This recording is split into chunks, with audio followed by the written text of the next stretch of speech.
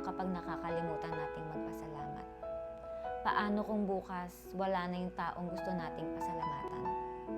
Kailangan nating kumayod, kailangan nating lumaban. Pero sa dami ng laban, nakakalimutan na natin yung mga taong dahilan kung bakit tayo nagsimula. Naaalala natin ang lahat ng kanilang mga sakripisyo, pero nakakalimutan natin ang mga taong araw-araw nagsasakripisyo para sa atin.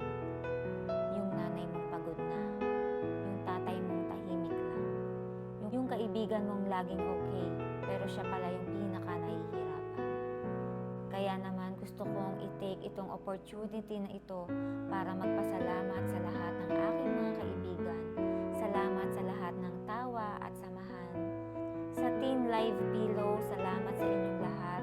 Kayo ang dahilan kung bakit ako bumabangon para sa inyo at para sa inyong pamilya.